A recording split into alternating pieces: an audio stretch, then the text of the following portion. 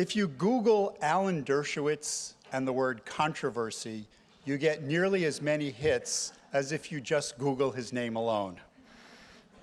A Brooklyn native who has been called, quote, the nation's most peripatetic civil liberties lawyer, the best-known criminal lawyer in the world, and America's most public Jewish defender, he joined the Harvard Law School faculty after clerking for Judge David Bazelon and Supreme Court Justice Arthur Goldberg, and has remained there as the Felix Frankfurter Professor of Law for 50 years until this semester, after which he is retiring to put, as he puts it, changing his career. While he's known for defending a variety of clients, including Anatoly Sharansky, Klaus Van Bülow, O.J. Simpson's appeal, Michael Milliken, Mike Tyson, he continues to represent numerous indigent defendants and takes half of his cases pro bono. Professor Dershowitz is the author of more than 20 works of both fiction and nonfiction, including The Case for Peace, Chutzpah, and Reversal of Fortune, which of course was made into an Academy Award-winning film. He's here this afternoon to talk about his memoir, Taking the Stand, My Life in the Law.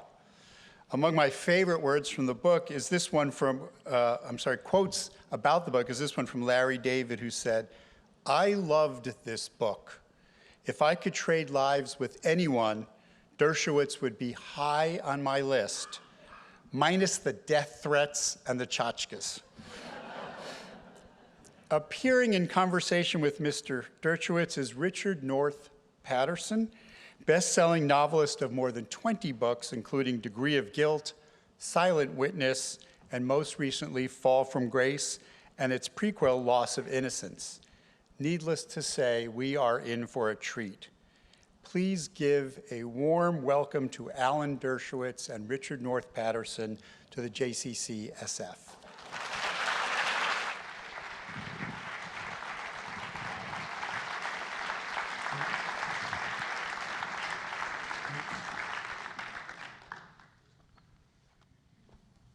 Well, it's wonderful that all of you are here. My job is to bring Alan out of his shell the best I can.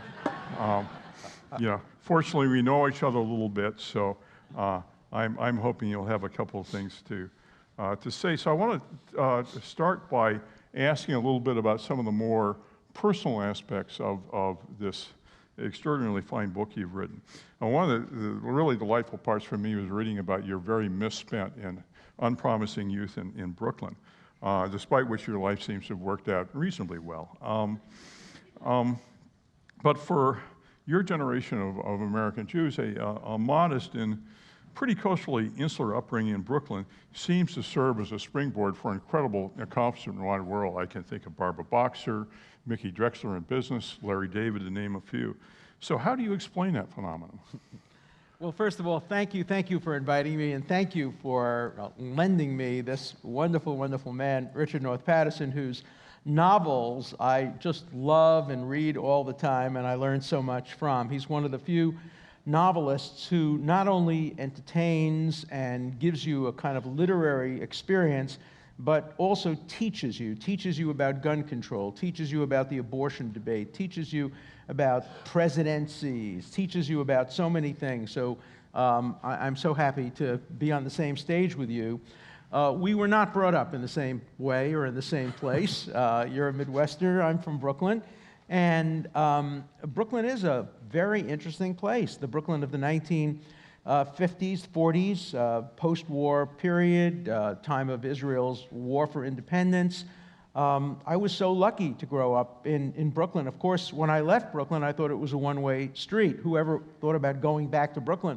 Today, my daughter, who's 23, all of her friends live back in Brooklyn. It's become the hottest place to live, the best place for restaurants. It wasn't the water, it wasn't the bagels, it wasn't the Bialys. I think it was the fact that we were the generation that had no barriers. Oh, sure, there were some barriers. Technically, we couldn't get into Harvard, Yale College. There were quota systems. We couldn't work in the Metropolitan Life. We couldn't work for the telephone company. We couldn't live in Tuxedo Park. But when Jackie Robinson came to bat in 1947 for the Brooklyn Dodgers, I was 9 years old. Everybody in my neighborhood said, if Jackie Robinson can play second base for the Brooklyn Dodgers, we can do anything. And we had no limits on our aspirations. We grew up in an expanding economy. You know, our parents were Depression children. My mother had to drop out of college in the first semester, first person in the history of her family to get into City College at the age of 15 and a half. She had to drop out in 1929. There's a great bumper sticker at the Harvard Business School that says, never confuse brains with a bull market. We grew up in a bull market, and we had all the opportunities, and we knew we would be better off than our parents. And the tragedy is our children are not necessarily better off than we are. And so, you know, I was a bum in elementary school and high school. In my book, I have an actual photograph of my report card from my senior year in high school. And it was a 60 in physics with a failure, a 60 in math failure, 65 in Hebrew, 65 in history, and an 80 in English. I could have done that well in Hebrew. Probably would have.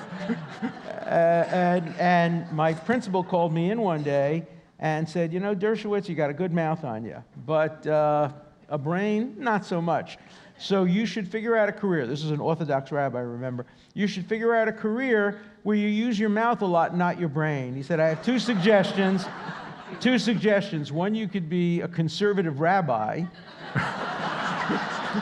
He couldn't even pronounce the word reform, or else you could be a lawyer. I wasn't smart enough to be a rabbi, so I became a lawyer. And I never got a B.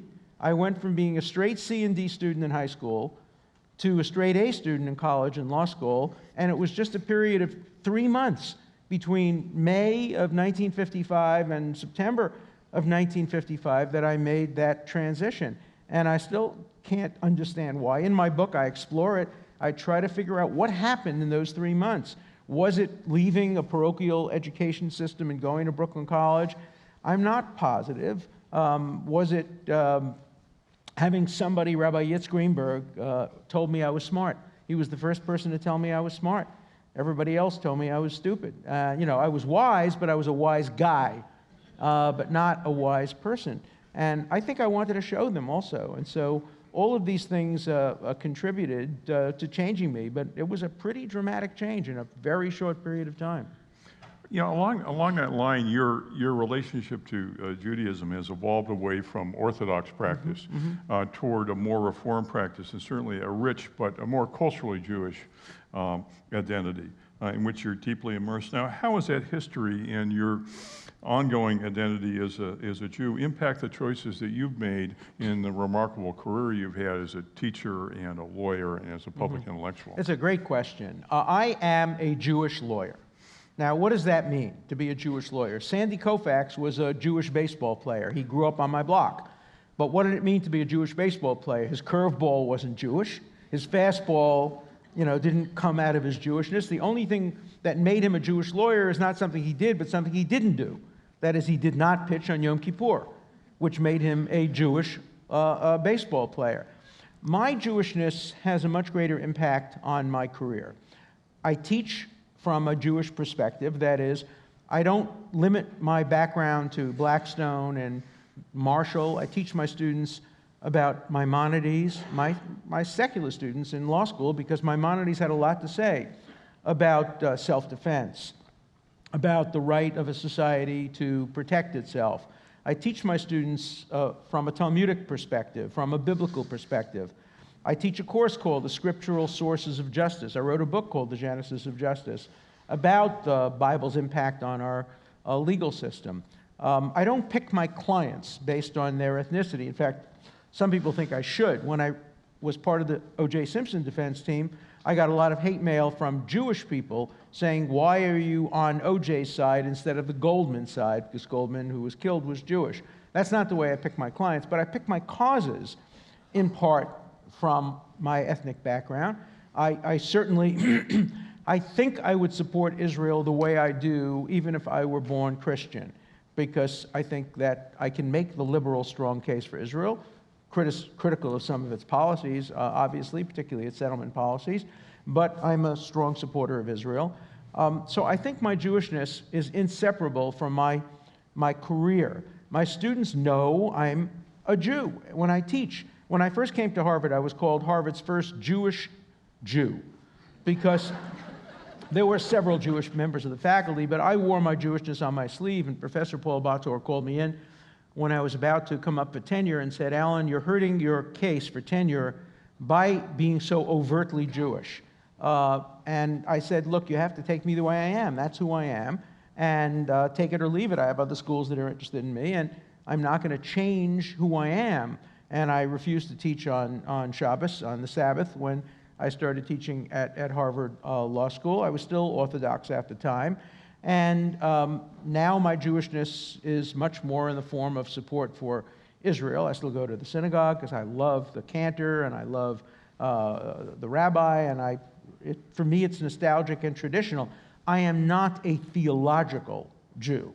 That is, I don't buy the notion that the Torah was handed down from a mountaintop. It's a beautiful metaphor, but if God wrote the Bible, he was an underachiever.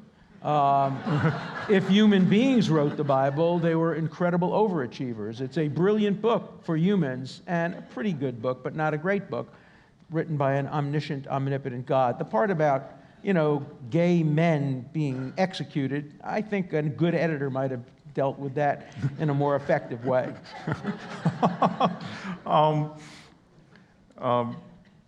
Very difficult question for you, which is paid by the suggestion that you are sometimes viewed remarkably as a contentious human being.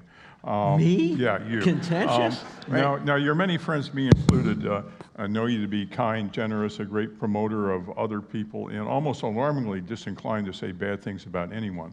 On the other hand, some of the people who don't know you at all, except as a public person, see you as contentious, perhaps even immodest, and inclined to fuse with other public personalities. So how do you explain the not-so-occasional disparity between how those who know you see you and how those who don't know you perceive the public, Alan? It's such an interesting question. The New York Times book review came out today, the book review of my book, and it's generally a very positive review. But it starts out by saying that in my book, I present two characters. The Dersh character, the guy you see on television, confrontational, always pointing his finger, and always nobody can be right, and the Alan character, who people know and who I hope you've described accurately. And then it goes to describe how I represent those two different personalities in the book. Larry David did something wonderful the other day. Larry David, the comic writer, there was an event commemorating my 50 years at Harvard. It had all what you would expect, stuffy people saying nice things about me, including several justices of the Supreme Court, President of the United States, former President of the United States, and then it had Larry David.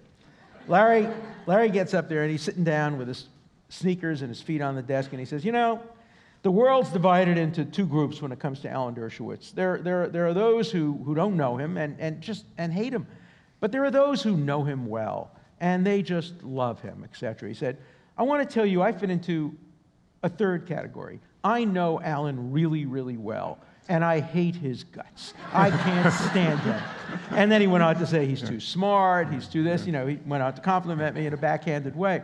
But you're absolutely right that there is this real dichotomy, and my son, I quote him in the book, says he can tell immediately when somebody comes over to him whether they know me or they only know me from television on how they describe me. I really am a pushover in my personal life. My wife, Carolyn, is here with me today, has never lost an argument with me in all the years we've been married. Lucky woman. Yeah. And so I spend so much time being confrontational in my professional life that in my personal life, I really need warm, supportive friendships. I don't like to say anything critical about people I know. Excuse me.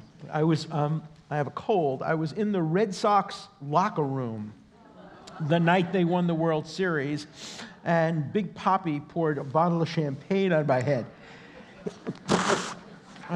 I hope that's the reason for my cold, because that would be a good reason. But I do have a little cold, so I apologize. Go ahead.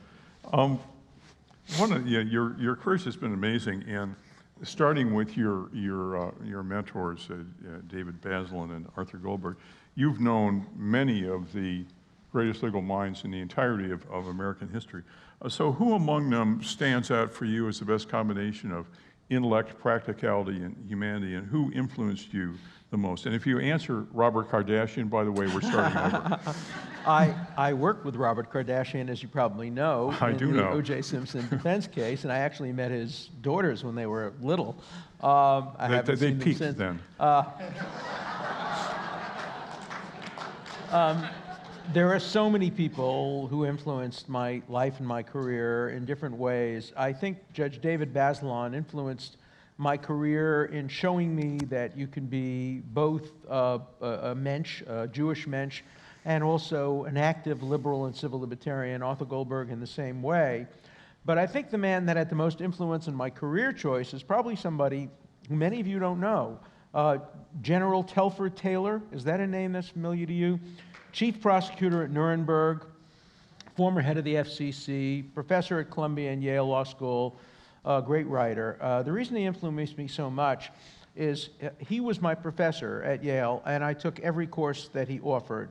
And he was the first person I met who could be a full-time law professor of great distinction, a full-time litigator in the United States Supreme Court. He argued some of the most important cases involving civil liberties, a full-time public intellectual, a full-time writer. He wrote many bestsellers, Grand Inquest, Vietnam and Nuremberg. And I have a terminal case of what's called FOMS, F-O-M-S, fear of missing something. And I never wanted to choose whether I wanted to be a professor, a lawyer, a writer, a speaker. And Telford Taylor showed me the way to be all of those things at the same time. And we had long talks about that. And he said, Alan, you just have to keep your priorities straight. Remember, you're always a teacher first. And you teach your classroom, you teach in your audiences, you teach when you're writing books, you teach when you're on television, and you even can teach in the courtroom. And so I've modeled my career on Telford Taylor. When I was a second-year student at Yale Law School, the Eichmann trial was taking place in Israel.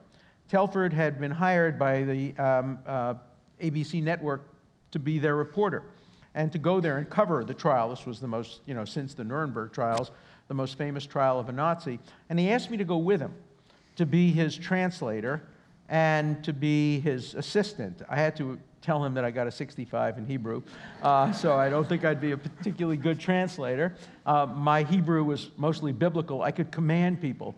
Lech lecha la'artzecha, come thee to me country, but I could not order a sandwich. So I didn't go with him to Israel, but then I had the thrill of asking him to come with me to the Soviet Union. When I was asked to defend the Jews of the Soviet Union, Sharansky and others, I formed a legal team, and I put him at the head of the legal team.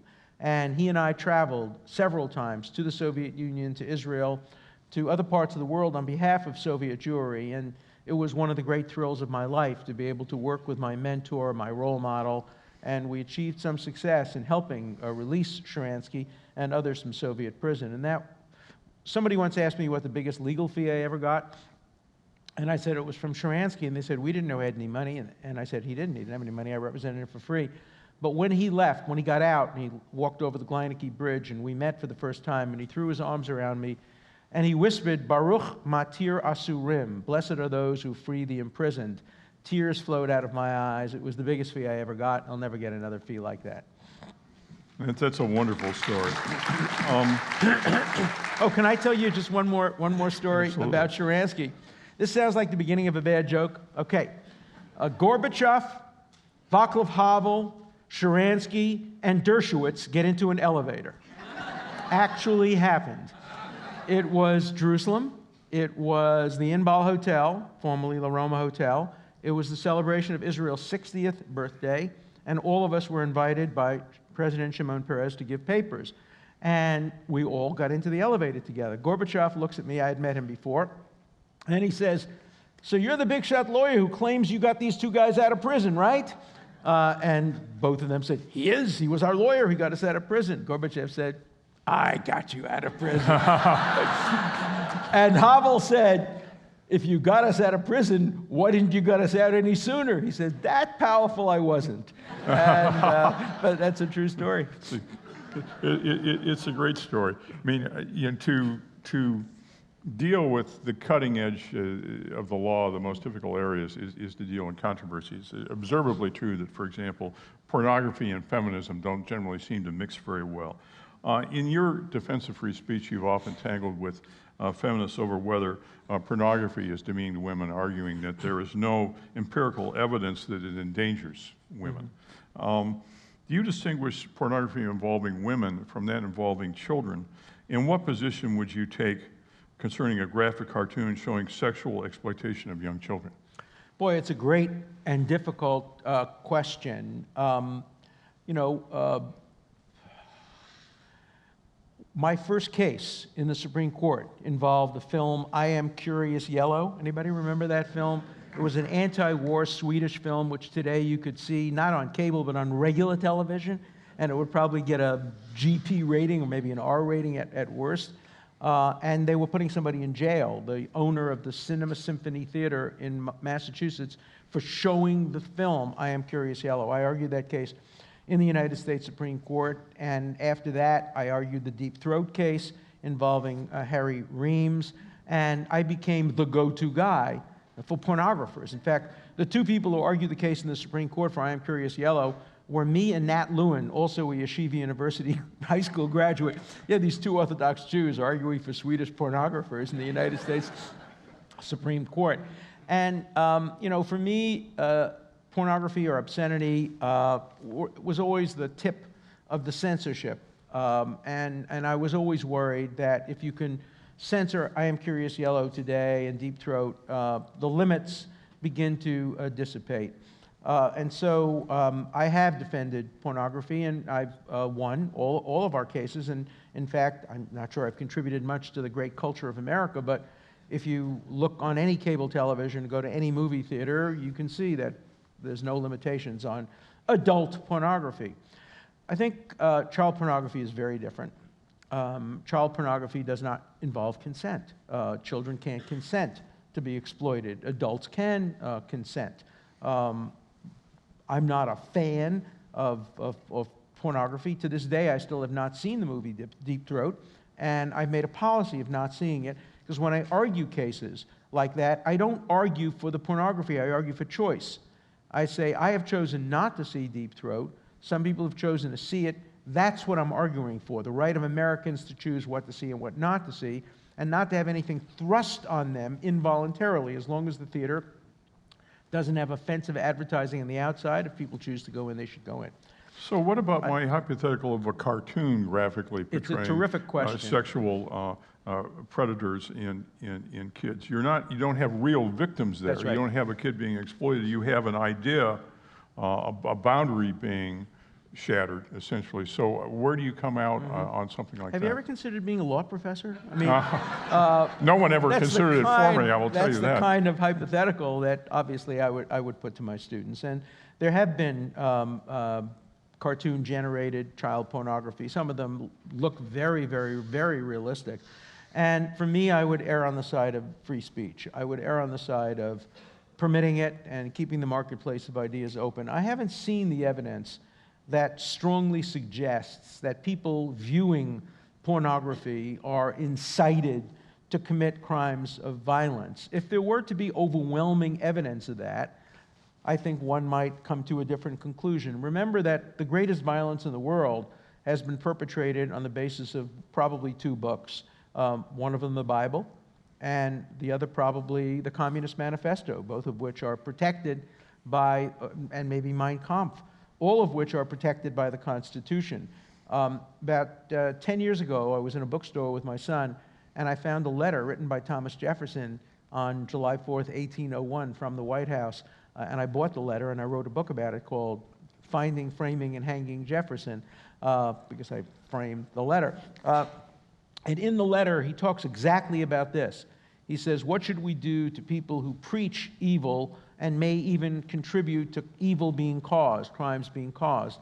And Jefferson said, in our country, we err on the side of punishing the evil, but not punishing the advocacy of evil. So on balance, I would go after pornographers who made a film that exploited actual children against their, obviously children can't consent, but I would defend the right of computer-generated child pornography and hope that people would shut down the marketplace of ideas. I have to tell you, I had a case a couple of years ago where some prominent athlete called me, and what happened is a child of an athlete was photographed naked on a beach outside the country somewhere, and his picture was put all over the internet by some blogger focusing attention on the child's penis.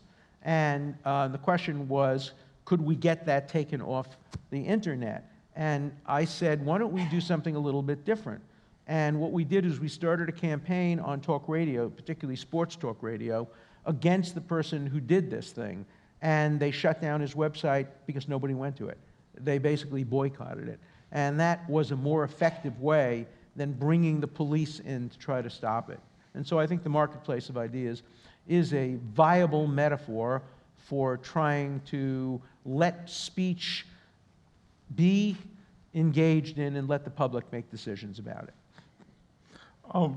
You know, in that area and others, you're sometimes in the position of being a contrarian. For example, your book can be read as suggesting that as a moral proposition, Julian Assange is a more admirable figure than paragons like Seymour Hersh or Bob Woodward. Is that a fair characterization, a fair reading, and where do you draw the line on disclosure of government secrets?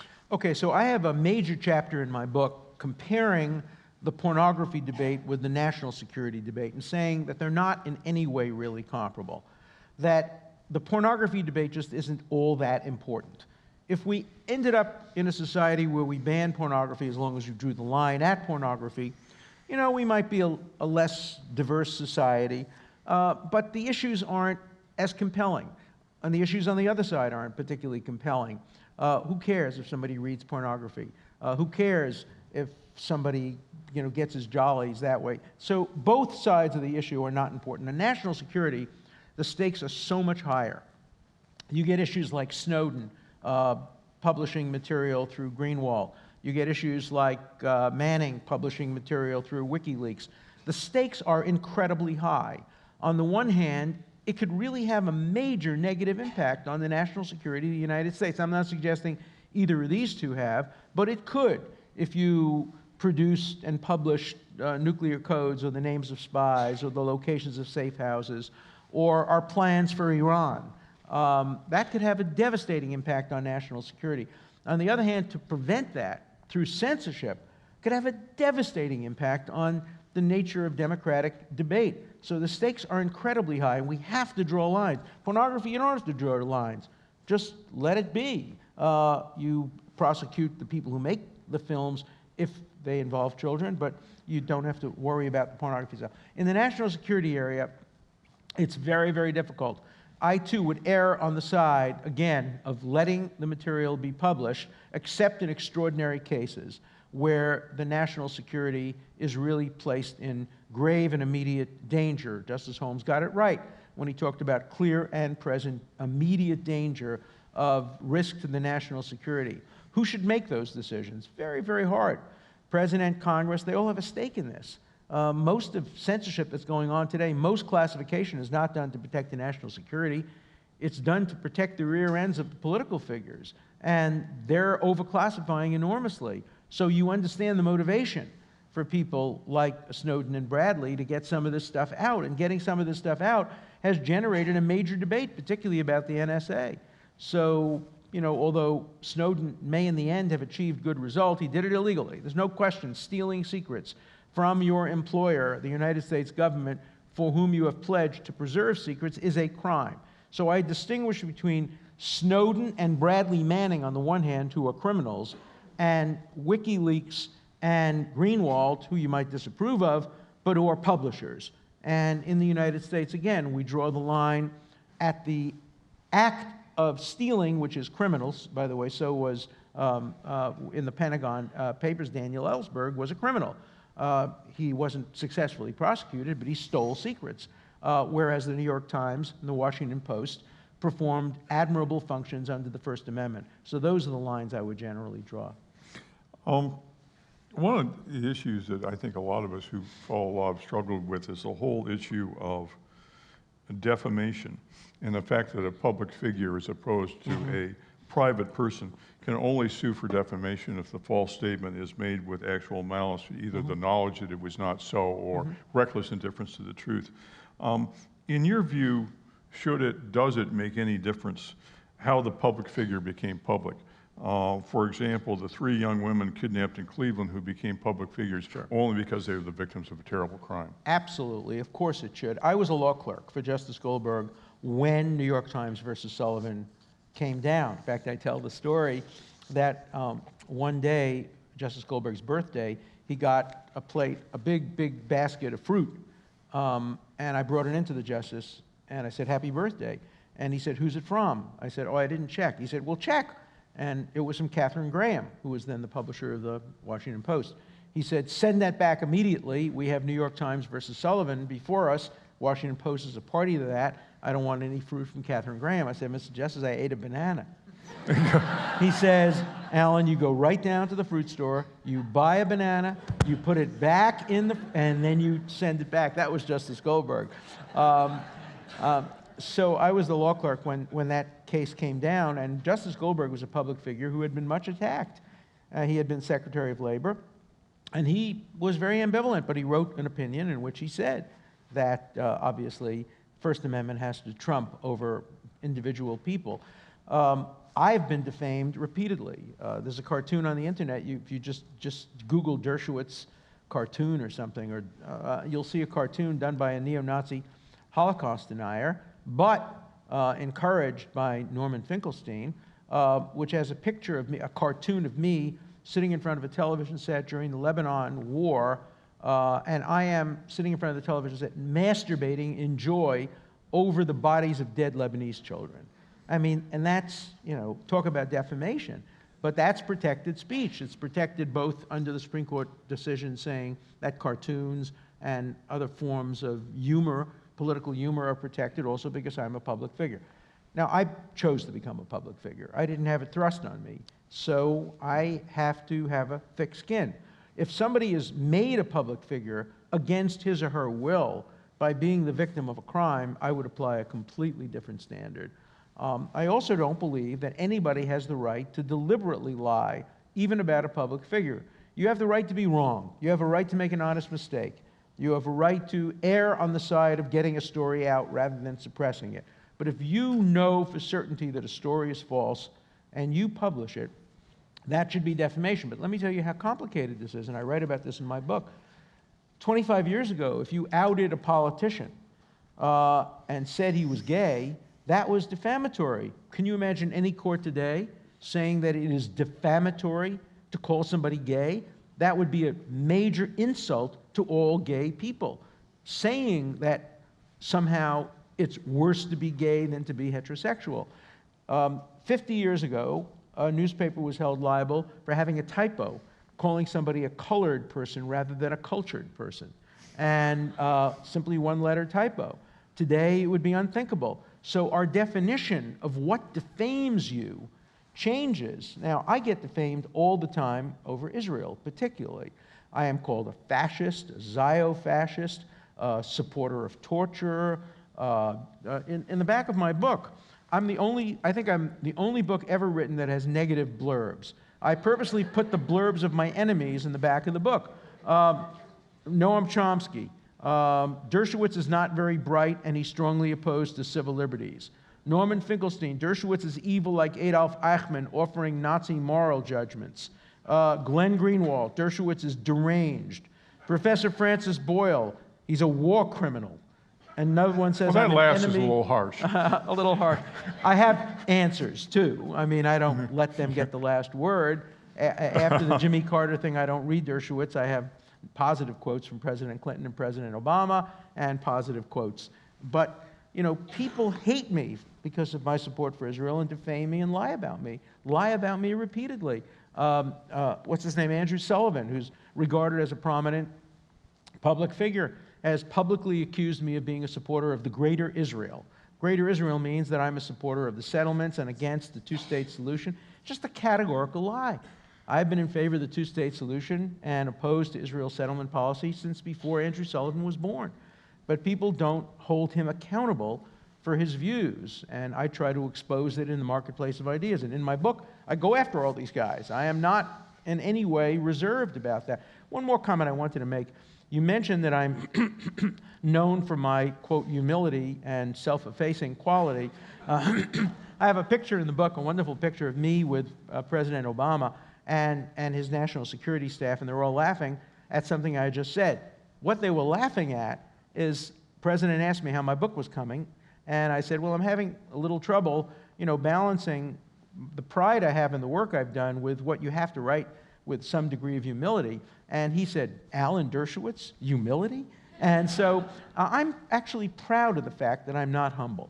And, I've accomplished a lot in my life, and I want people to know it. I've come from a fairly low position. I've managed to win a lot of cases and do some good.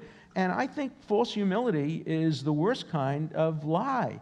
And I tell the story in my book in the opening pages about the rabbi on Yom Kippur who prostrates himself on the ground and says, when you do the Olenu prayer, and who says, God, I am nothing before you.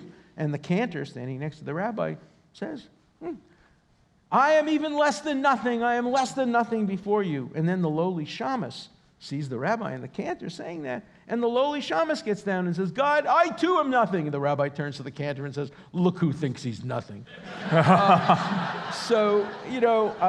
hate false humility. I know you get better reviews for your books when you try to be humble and try to deny that you were the person who accomplished things. I just don't play that game. And you have to take me as I am, and I'm proud of my accomplishments, and I write about them in a proud way. Well, as your friend, you should be. You should be proud, and I've tried to live my life in the same principles, so I can hardly complain. You're talking... Look who's trying to be humble. Yeah. No, this guy has every right to be as proud of his writings as anybody. So. Well, thank you. So with that kindness, let me ask you a truly dreadful hypothetical, which was opened up by the fact that you have been defamed numerous times. And it has to do with the same problem we were talking about, the public figure problem in the area of defamation. Suppose that the Harvard Crimson published an accusation by a female student that you'd coerced her for sexual favors. Further, suppose that the Harvard Crimson knew that she'd been institutionalized for mental illness and had made several uncorroborated allegations against others. Finally, suppose that they did not choose to report this fact in the article about you, and without investigation, publish her accusations on the ground that in themselves they were inherently newsworthy because you were a public figure. Should you be entitled to demand redress for the harm to your reputation, or would the First Amendment protect the Harvard Crimson? It's a great question. It's a great hypothetical. I would have the right to sue the Harvard Crimson under those circumstances, and I would choose not to sue them.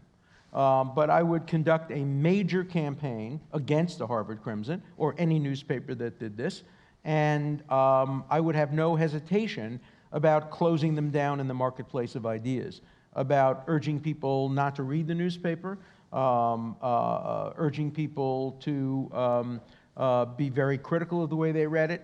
But I've had this experience, and a guy made up a story about me some years ago.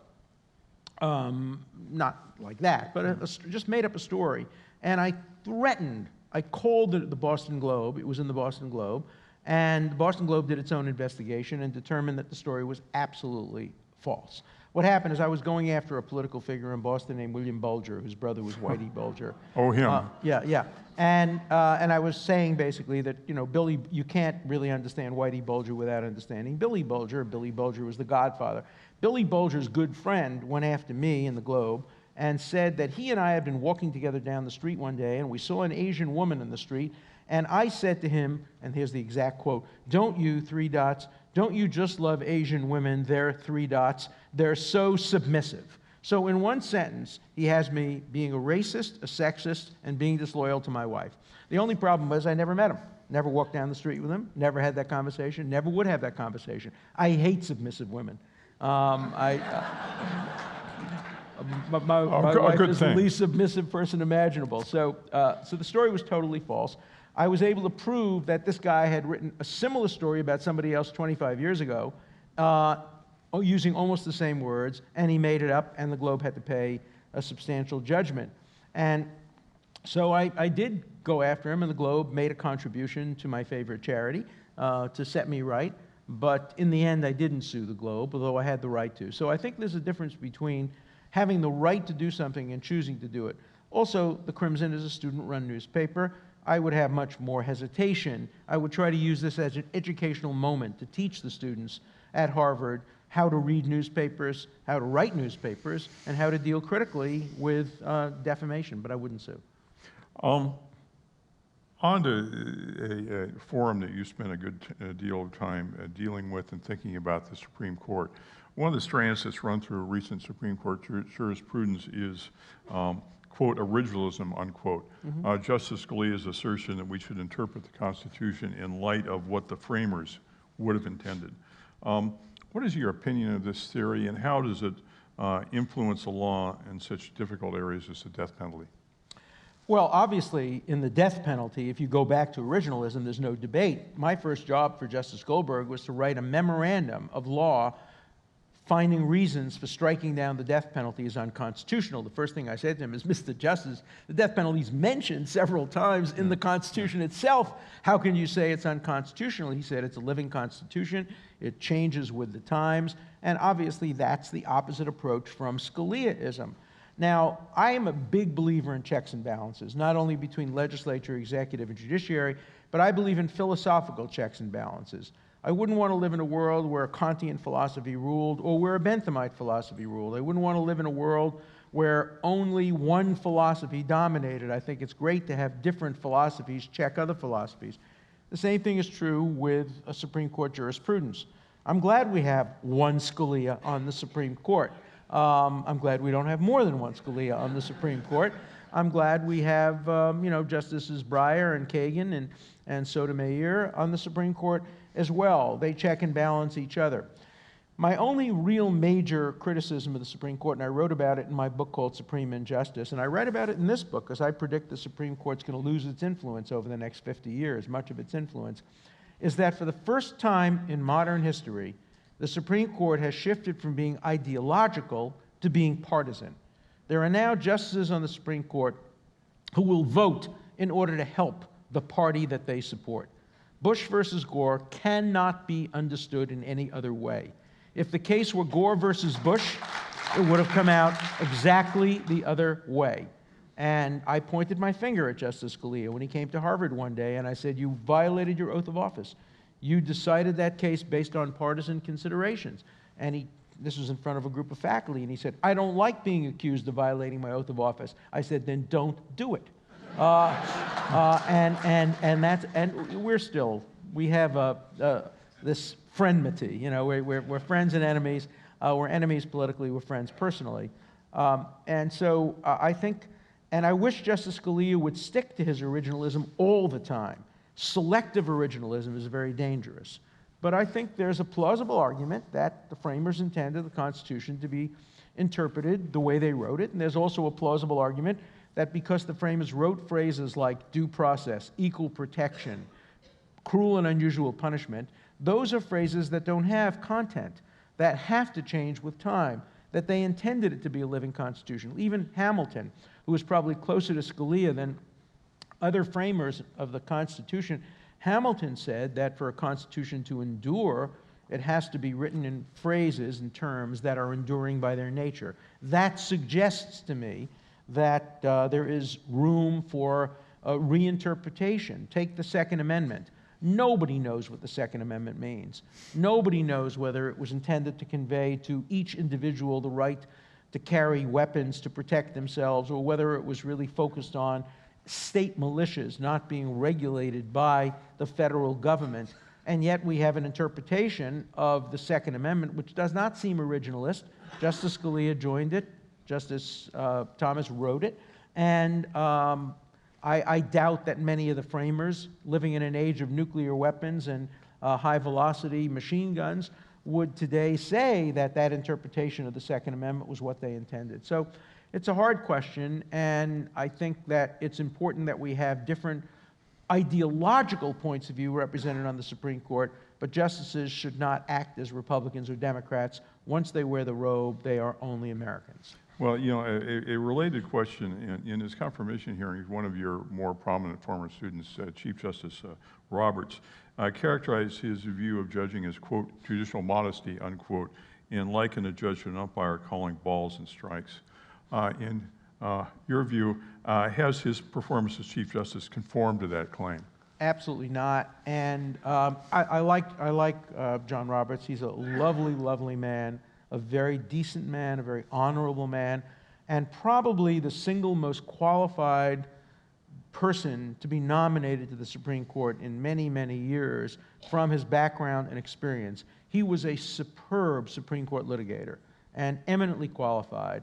And, but when he talked about the role of a judge, obviously he is too smart to believe that judges are not influenced by their ideology. Now, I quote in my book a quote from Jeffrey Toobin, another of my former students, who says he has it on high authority that John Roberts told people that when Citizens United came to the court, that his object was to see which way that case would most benefit the Republican Party. Jeffrey Toobin says that. Jeffrey Toobin's usually a reliable reporter. I'm actually in conversation with him Monday night at the 92nd Street Y. I'm going to press him on that quote because that is a devastating quote if it's true. I know it's true about Bush versus Gore. The reason I'm a little ambivalent about Citizens United is I myself am ambivalent about the result in Citizens United. As a First Amendment person, I'm generally on the side of the freest free speech, as was the ACLU. The American Civil Liberties Union favored the corporations in Citizens United over your organization, Common Cause, and other groups like that. So it's a close case, and either way it was decided would be reasonable and fair. But if any justice put his thumb on the scale because he wanted to see it help the Republicans, that really undercuts the entire credibility of the Supreme Court. Yeah, I couldn't agree more. It's disturbing when we see controversies now reported, and among the things that is reported in reportage about court cases is the president who appointed the justice or the judge involved. That didn't used to happen. Now it's considered to be highly relevant, precisely because the courts are so politicized. But you remember in the Nixon-Watergate case, it was 9-0, including several justices who appointed Nixon to the Supreme Court voted against him. And that doesn't happen these days anymore. No, and it's obviously disturbing to a lot of us. On another subject, one of your cases that's always fascinated me, and one of your really more high-profile and controversial clients was Mike Tyson, who was charged with raping a beauty contest contestant. What was your perception of Tyson as a person? And what role did the rape shield laws, which have passed to facilitate rape prosecutions, play in whether Tyson, in your view, was fairly treated by the legal system? Well, Tyson was not fairly treated by the legal system. The legal system in Indiana was more corrupt than any legal system I've ever confronted, including in the Soviet Union, in China, and in many other countries. It was, and if you read my chapter on the Tyson case, you will come away convinced that that was not even a semblance of a trial. I first met Mike in his hotel room the night before he was going to go to jail, having been convicted and was waiting a sentence. And he said to me, before I hire you to be my appellate lawyer, I want to know two things. One, do you think I'm innocent? And second, what do you think of me as a man? And I said, I have no idea whether you're innocent. I haven't read the transcript. You've just called me. I have an open mind, and I will read the transcript. All right, that's legal talk. What do you think of me as a man? I said, Mike, you're a schmuck. He looked at me and he said, turned to his guy, to King, what's his name, Don King. Hey, Mr. Mayor, call me a schmuck. He said, why am I a schmuck? I said, you went to a hotel room with a woman you didn't know at 3 o'clock in the morning, knowing what your reputation was, knowing that you were wealthy and vulnerable. If you're innocent, you put yourself in a situation where you could be falsely accused, and that's my definition of a schmuck. Turned to his people there and he said, this man called me a schmuck. He's right. I was a schmuck. Why didn't you call me a schmuck? I want to hire this guy. I want people to call me a schmuck when I'm a schmuck. That's Mike Tyson. And beats a right cross. And the case was outrageous. The case was outrageous. And if you just read the record in the case, this is a woman who had previously accused her high school quarterback of raping her when they had consensual sex together. And when her father threatened to beat her up because she had lost her virginity. Her father threatened to beat her up. And she then accused this man of raping her. And the father said, all right, we'll take you to the police station. And then she backed away from the story and said she had consensual sex, whereupon the father beat her up. And then she had consensual sex with Mike Tyson. And her parents were coming to town. She was afraid. And she made up the same kind of story.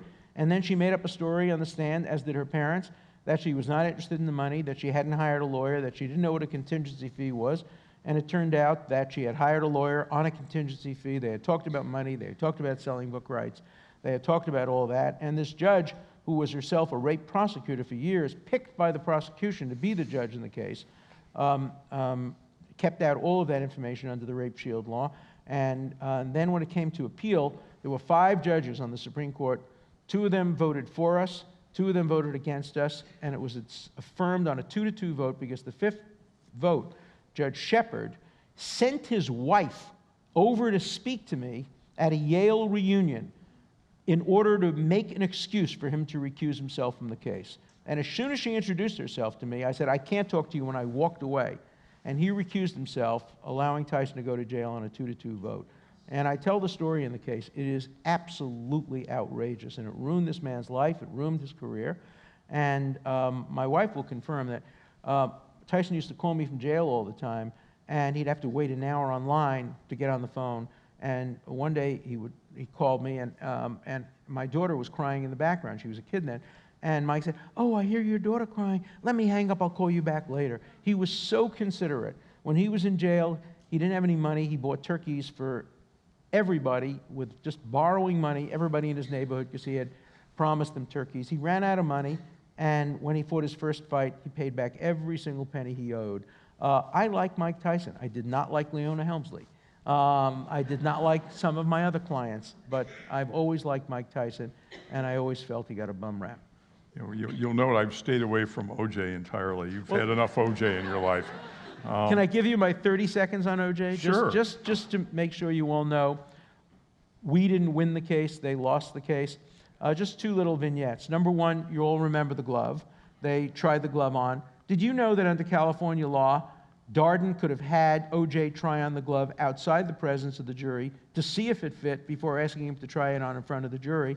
But he was so arrogant, he didn't do that. He had him try it on in front of the jury. It looked like it didn't fit, and that avoided OJ's need to testify. It was such a dumb decision by a prosecutor.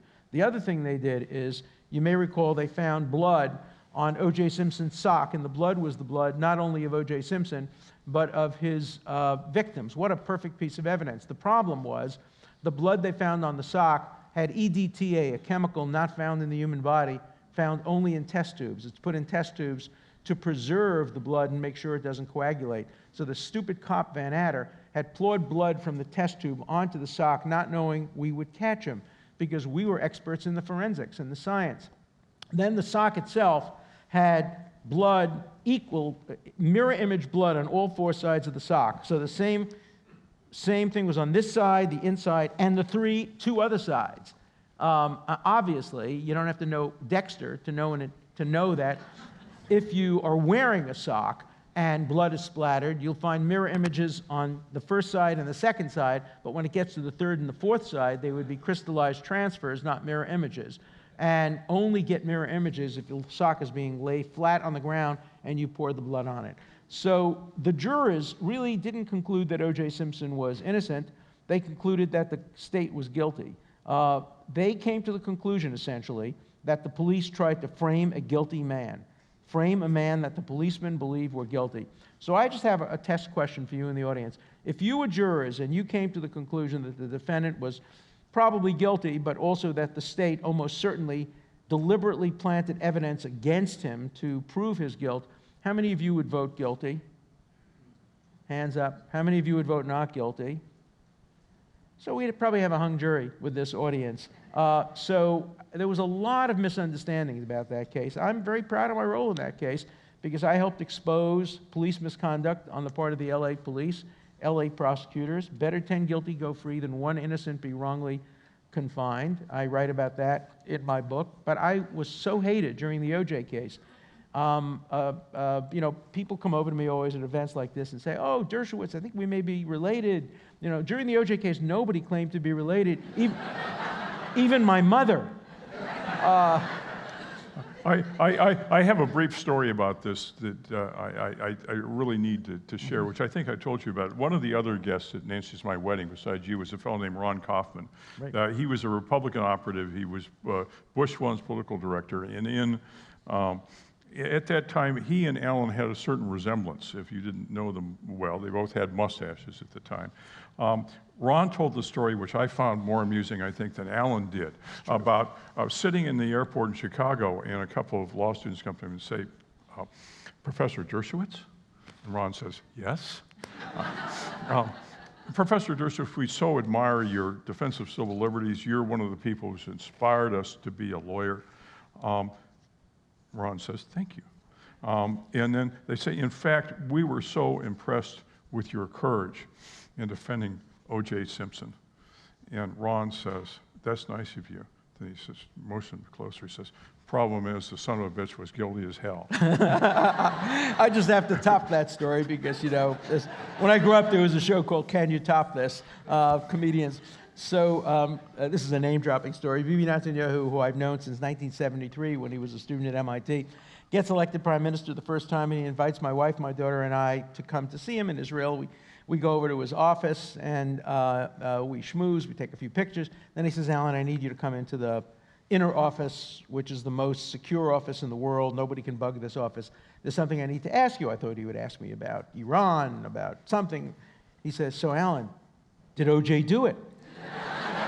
And I said, "Mr. Prime Minister, does Israel have nuclear weapons?" He said, "You know I can't tell you that." I said,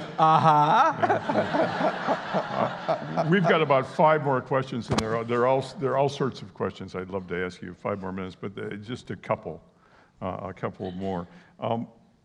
You write about Roe versus Wade, which created or recognized the constitutional right to an abortion. In your view, what were the positive and negative results of that decision? Well, I certainly support a woman's right to choose abortion. I think it's a very complicated and difficult question, though. It's not like gay marriage. There are no issues on the other side of gay marriage or gay rights. Who cares how people practice sex in the privacy of their homes or in their marital life? But abortion, if you believe that the fetus is a human being, has a soul, if you religiously believe that, or has potential viability, you're really choosing one person's life over another. It's a very, very hard question. I come out on the side of a woman being able to make difficult choices about her own procreative rights, but I don't think it's an easy question. The decision in Roe versus Wade was very badly written. It was written not from the point of view of the woman's right, but really more from the point of view of the doctor's right. Talked about privacy, and if it really is, a fetus is really a live human being. This is not a privacy issue. This is a choice of evils issue. And so I think Roe versus Wade would have been better if a woman's right to choose abortion could have been established legislatively, if the public got behind it and understood this is a complicated issue, but on balance, women's rights should prevail over the right of the fetus. It didn't happen that way, and what happened is it put to sleep the right to choice movement because they were relying on 9 men in robes, all men at the time, and it gave birth, literally, to the right to life movement and empowered them. Rick has written a brilliant book on this subject, a novel on this subject, in which he, with great nuance, goes through all the complicated elements of the right to choice, right to life debate. And I think the Supreme Court, it would have been better, and Justice Ginsburg thinks the same thing now, if the Supreme Court had deferred and stayed out of it for a few more years, let the states make decisions legislatively, and then, if they had to decide it based on more enduring principles than the viability of the child and the 3-trimester distinction, and maybe do it on the ground of prejudice and discrimination against women, that it denies women the equal protection of the law, not to permit them to make choices about their procreative freedom. But it's a very complicated and difficult issue. I try to sort out the complications and difficulties in my book. One more question, and we're going to invite questions from the audience. It's about Israel. You've consistently spoken out against one-sided and dishonest denunciations of Israel in the United Nations and elsewhere. You've also criticized Israel's settlement policies, yet you are widely seen as an unyielding defender of Israel and the policies of Netanyahu in particular. In your view, is there a peaceful, reasonable, achievable solution to the problem of Israel and the West Bank Palestinians? If so, what form should that take, and what will it require of Israel? Okay, you got about 4 or 5 hours, folks? Look, I have always been a critic of Israel's civilian settlement policy. Since 1973, I wrote about it when Elan Moreh was first established. I'm in favor of Israel's military occupation of the West Bank until peace is achieved, but not the civilian settlement policies. I am not a supporter of all of Netanyahu's policies. I was a big supporter of Rabin's policies. Were I an Israeli, I think I'd probably tend to vote more on the left than on the right. On the other hand, I am a very strong defender of Israel's right to defend itself against aggression, Israel's right to make sure that Iran does not have nuclear bombs. And in that respect, I'm very close to President Obama's positions on Israel, critical of the settlement policy, favorable to Israel's security needs, hopeful that a two-state solution could be achieved. Where I differ with President Obama, and I'm not sure if I pressed him he would really differ on this, I do not believe Israel should go back to the 1967 lines. The 1967 lines would include Israel giving back the Kotel, the Western Wall, the Jewish quarter of Jerusalem, the access road up to Hebrew University, and other areas that are necessary for Israel's security. I don't think President Obama wants to see Israel go back to the 67 lines, but he says that should be the starting point of the negotiation. That's a mistake, in my view. If you start with the Palestinians having all these important positions and then have them have the right to negotiate and barter what they get in exchange for that, President Abbas told me personally that he would ask for a great deal in exchange for the Kotel, for the Western Wall. It's all geography, location, location, location when it comes to real estate. So he would want 10,000 acres in exchange for the 2 acres that are the Kotel. So I think you start with reasonable adjustments that Israel had the right to make as the winner of a defensive war against Jordan in 1967. The end result, however, shouldn't be that different. My view is that Israel should be the Israel that now is within the security barrier. It should include the various settlements that are right outside Jerusalem, Malay, Adumim, Gilo, and then there should be land swaps for the Etzion block, the Ariel block, but that Israel should basically take about 5 or 6% of what was Jordanian territory in exchange for 5 or 6% of what has always been Israeli territory. I think the solution is very obvious. As I've said to both Abbas and Fayyad when I've met with them, if the 3 of us could sit in this room without worrying about our constituencies, we could come up with a solution in 15 minutes. We know what the geography will look like. We know that there can't be a right of return of 4 million Palestinian refugees. We know that Palestinians have to control their own destiny in East Jerusalem. We know what the parameters look like. The problem is that both sides have constituencies. And one of the reasons that it's become harder for Israel to make peace now is because they brought 1 million Russians in, which was one of the greatest things that Israel ever did. The dream of Zionism is to become a place where Jews all over the world who are persecuted and discriminated against can live. So that's a very positive thing, 1 million Russians. Startup Nation has been a function of Israel's bringing in high technology. It's the first immigration in history to raise the educational level of a country. The bad part of that is most of the Russians vote right and make it a little bit harder to have peace. There's no free lunch. It's never possible to, the 2 reasons why it's been harder for Israel to make peace is, 1, the Russians have come, and 2nd, Arafat turned down Camp David and Taba. which would have been a wonderful deal for the Palestinians, and it destroyed the peace process, the peace parties in Israel, and encouraged the election of people more from the right. So it's complicated, and you can't demonize. As President Clinton said to me once when we were discussing the Middle East, he said, the problem with Israel is, damn it, it's a democracy. You can't tell them what to do. The people have to decide. You can tell Jordan what to do, just call the king. You can tell Egypt what to do, just threaten to cut off aid. You can tell other countries what to do. You can't do that with Israel. Israel is a democracy. And so I had suggested to President Obama that he go to Israel and that he speak directly to the people. And I helped him in formulating some of the things he said when he went to Israel, and I was very happy, and so were the Israelis very happy with his speech when he went there. So I do think that it's a work in progress, and I think that a reasonable peace is in the interest both of Israel and the Palestinians, and I strongly support it. I would add in our national interest, I think, Right. I agree. as well. Briefly, because you're as much of an insider to this process as any American Jew not directly involved could be, what is your perception of these early peace talks we're having now and where they're going? I think they're moving slowly, gradually in the right direction. I think they're working from the bottom up. They're not trying to create big, large solutions immediately. And I think that because it's now, yes, it's in the American interest, of course, but I think because it's in the Palestinian interest and in the Israeli interest, I think that the Arab Spring, which has turned into a cold winter, has made it clear that the interests both of the Palestinians, the secular Palestinians particularly, not the Hamas thugs, but the secular Palestinians, to make peace with Israel and for the Israelis to make peace with secular Palestinians has become fairly obvious to intelligent people on both sides. Well, this has been an entire pleasure, this aspect of it. Now we have, before you sign books, we have audience questions. My understanding is that people are going to materialize on both sides of the aisles to ask questions. Wow, it's nice to see you all. That appears to be happening.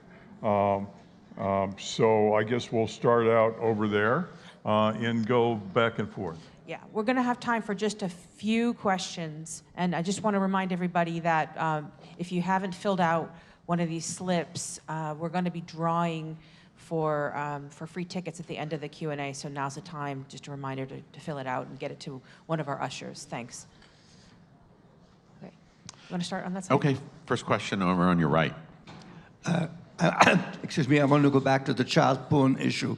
I understand that you your defense perfectly well, but what about the children that are the victims? Normal porn, there are no child victims. There are adults who participate. But in child porn, there are definite victims. That's my point. How can that be defended? That's my point. I said I would not defend anybody who made a child porn movie with real victims. The question that was put to me was computer-generated pornography, and I think there you strike the balance in favor of free speech. Next question on this side. Under what circumstances would you sue for libel? You've made several distinctions where you hypothetically thought you had the right to sue but would choose not to. And what do you think about televising Supreme Court proceedings? Oh, I think Supreme Court decisions should be televised. In fact, I think most court decisions, most court proceedings should be televised with few exceptions. You know, I've not found the case yet where I would sue, but I can imagine a situation where somebody deliberately, willfully said something that they know was false about me, and it was an adult in a commercial enterprise. I would sue, and I wouldn't feel uncomfortable about doing it. You have the right to be wrong, but you don't have the right to willfully and deliberately try to destroy someone's reputation. Yeah. Okay, question over here on the... I'd be more likely to sue if somebody defamed my children or my wife than myself, because, you know, I can defend myself. I have access to the public media where I can get on the media and defend myself, but more vulnerable people can't do that. Yeah. Thank you. Am I on? Yes. So, like many in the audience, I'm very grateful, and you're a personal hero ever since my brother became a public defender, to speak to your last point. And with respect to the very vulnerable, I'd like to wonder if you could share some comments as we go into a new phase in the trials that are taking place in Guantanamo. I'd be very interested in your opinions on that. Guantanamo ought to be closed. It ought to be closed immediately. It has become a horrible, horrible symbol of something and the president said he would close it. I don't understand why he hasn't closed it. I mean, the politics are very difficult. Both Democrat and Republican senators and congressmen are saying, not in my backyard. Sure, close Guantanamo, but don't put any of the prisoners in our backyard. I think all Americans have to share. The hardest question about Guantanamo is, what do you do with people who can't be convicted of crime because either the evidence against them comes from secret sources of undercover agents, et cetera, or we just don't have the evidence. But they're saying right from their cells, let us out so we can kill more Americans. And you are 100% certain that if you let them out, they'll become terrorists. Should we introduce a system that Britain has, that most European countries have, that Israel has, called administrative detention or preventive detention? We already have it for sexually violent criminals. Should we have it for political criminals? That's a great debate, but it should not occur in the context of Guantanamo. That ought to be closed. Yeah. Okay, question over here on your right. Yeah. Thank you, thank you, Alan. Sure. You say you're an opponent of the settlements, and I'm not saying that I'm a defender of them. Civilian settlements, right. Okay, yeah. Civilian settlements. I'm not saying that I'm a proponent of them or defender of them, but there are a million Arabs living inside of Israel as citizens. Why shouldn't there be a Palestinian state with, say, 80,000 settlers being citizens of that Palestinian state? I'm completely in favor of that. I believe that no country has the right to be Judenrein. No country has the right to say, we will not accept any Jews.